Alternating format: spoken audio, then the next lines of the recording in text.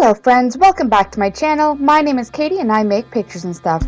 Today I'm working on a piece featuring the two leading ladies of Final Fantasy IV, Rydia and Rosa.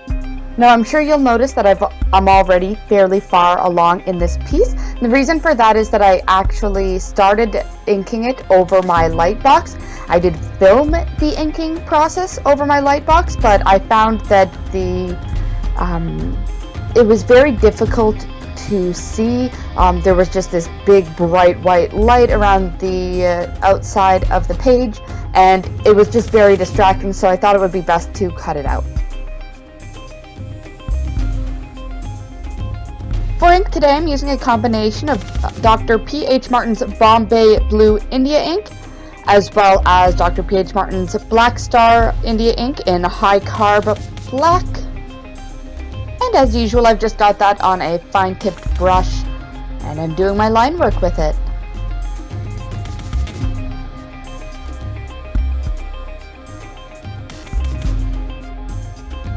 I've been wanting to do a piece with these two for so long.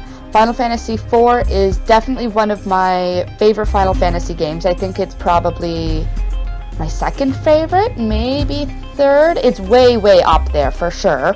And it's even one of my favorite video games in general of all time.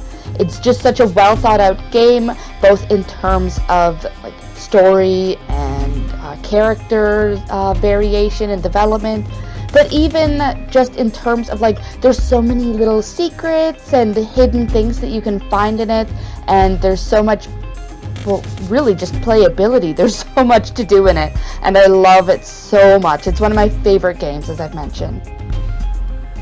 And Rydia was always my favorite character in the game. I loved her personality, I loved her mechanics as a summoner and as a black mage, but I also love her costume design. I think it's so cute. I really like the bright greens. I think they're really eye-catching, so I really wanted to bring that into the piece as well. But I also just really like all the little attention to details that appliques on her boots, all the little bits of jewelry. So I really wanted to play that up a little bit, and I wanted to kind of bring some extra love into that. I just thought that would be really fun to do in this piece and really just play up the accessories that she has, and with Rosa as well.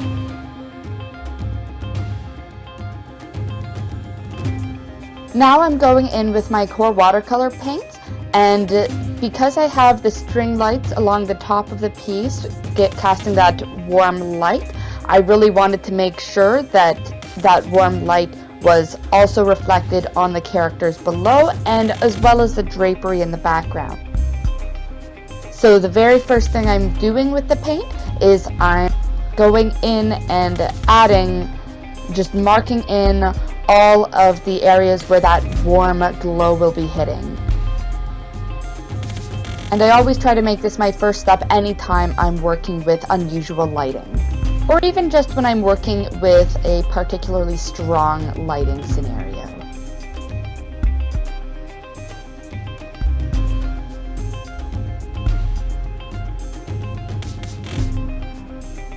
Now that I've got those warm spots of light built in, I'm going back in to block in my colors.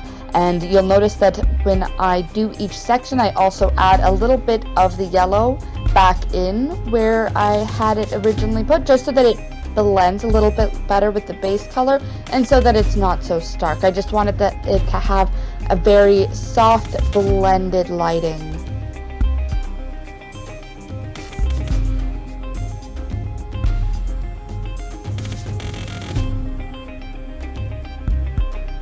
And in between layers, I'm also just kind of trying to put a little bit more life back in their skin. I did make it a little bit pale, so I'm going to go in with quite a few layers to build it up and make them a little bit more lively looking.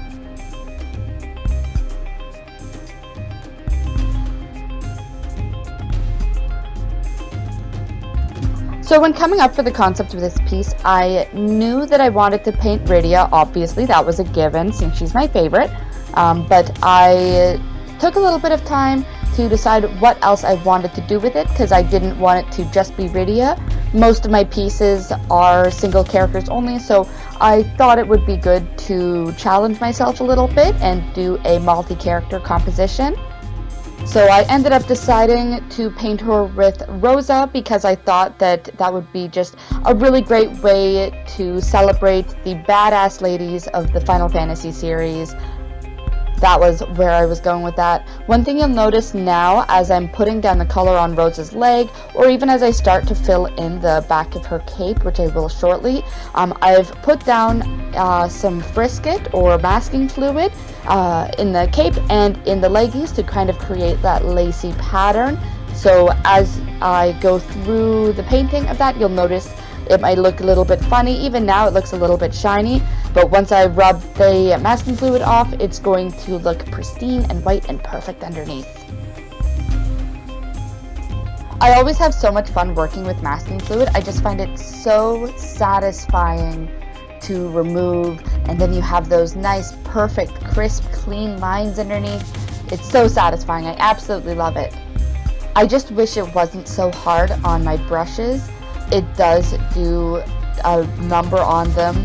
I tend to keep very specific brushes reserved only for masking fluid. Once I've used it for masking fluid, I can't generally use it for anything else. I can't really use it for watercolor. It's basically dead at that point. So I tend to keep just a couple on hand that are only for masking fluid and nothing else. It's sad, but I just haven't really figured out how to bring it back to life, unfortunately.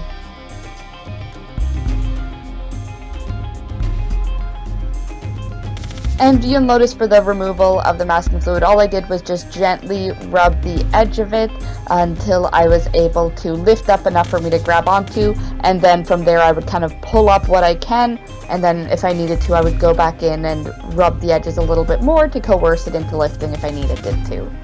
That's sounding extremely inappropriate, I do realize that.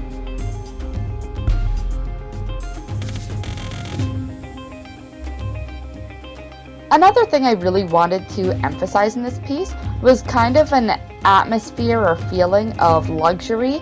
I really wanted to have these really beautiful, luscious fabrics in the back draping throughout the space. And you'll see later that I even go in with metallic watercolors, which are so much fun and I'm so excited about. But I go in with these metallic watercolor paints to kind of push that luxurious atmosphere even more. And with the red fabric in the background, the bit of an effect you're seeing on it is just a little bit of salt that I sprinkled on. You just sprinkle on a little bit of salt while it's still slightly wet. You don't want to do it right away, otherwise there's too much water and it doesn't really do much. But if you put it down while it's still a little bit wet but not too dry, like you don't want to wait too long, it'll soak up just enough to leave that interesting little speckled pattern that you see. So I sprinkled on the salt and I just let it sit for a little bit before coming back to it and working on other portions of the piece, or even just bringing back the shadows of that part of the fabric. Now, one thing with this piece that I actually struggled with quite a bit was the color palette. What you don't see in this video is that after I inked it, I realized I had no idea what I wanted to do with the background. So I ended up sitting down and I probably did about 5 or 6 color studies of the piece, just really quickly blocking it in with colored pencils on a scrap of paper, just to kind of figure out what I wanted to do with the background, what color I wanted each piece of fabric to be. Did I want it to be multiple colors? There was a lot of thought that had to go into that I hadn't initially thought of.